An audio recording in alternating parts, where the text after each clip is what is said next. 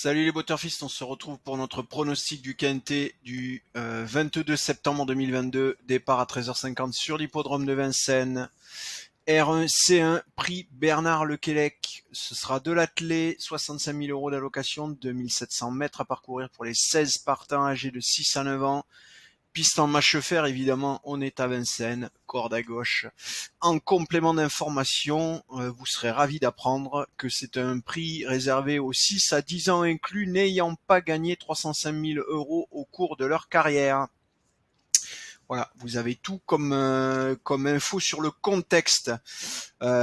Concernant le quintet du 21, vous l'avez vu, pas grand-chose.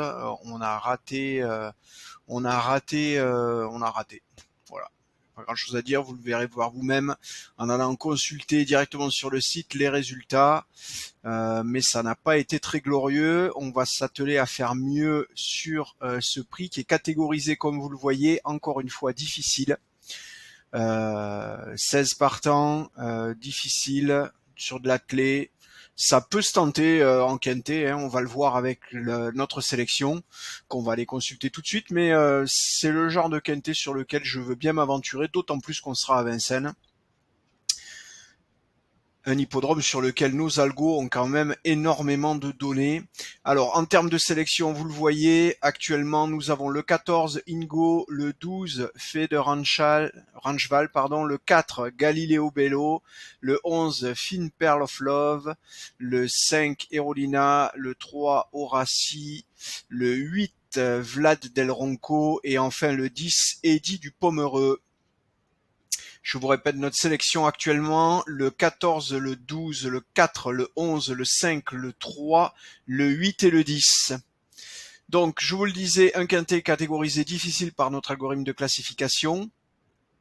Ça nous donne quoi en termes de probabilité? Vous le voyez, le 14 Ingo est donné avec 20,24% de chance de remporter la course, 16,17 pour le 12 Fede Ranchval et Galileo Bello, le 4 est à 14,37, ce qui fait qu'en jouant les trois premiers chevaux de notre pronostic, vous avez donc 50% de chance de trouver le cheval gagnant. 50% de chance en 3 chevaux, ce qui veut donc dire qu'il vous faut une cote supérieure ou égale à 6 sur ces chevaux pour que vous puissiez vous lancer sur une stratégie rentable sur le long terme en les jouant tous les 3 gagnants. Si vous décidez d'élargir votre sélection pour aller faire du couplet par exemple, ou du trio, ou du tiercé, on va continuer avec Fine Pearl of Love le 11 à 9,05, 8,72 pour le 5 Erolina, le 3 Horaci est à 6,46, 4,73 pour Vlad Del Ronco et 4,64 pour Eddie du Pomereux.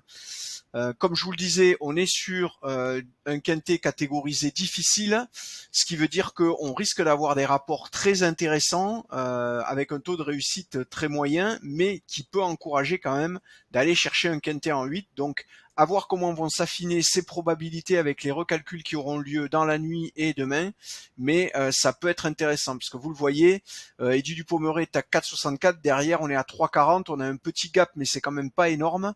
Si on arrive à avoir une meilleure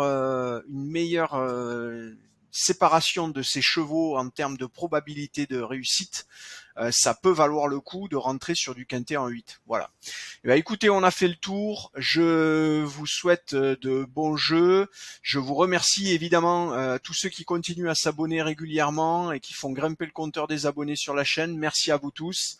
Ceux qui l'ont pas fait, ça vous coûte pas grand-chose. C'est un clic dans votre navigateur ou sur votre app YouTube pour rajouter s'abonner gratuitement à la chaîne et du coup ça vous permet de voir nos vidéos et nous ça nous encourage à continuer à vous fournir ce contenu gratuitement. Allez, merci à tous, bonne journée, bon jeu et à demain.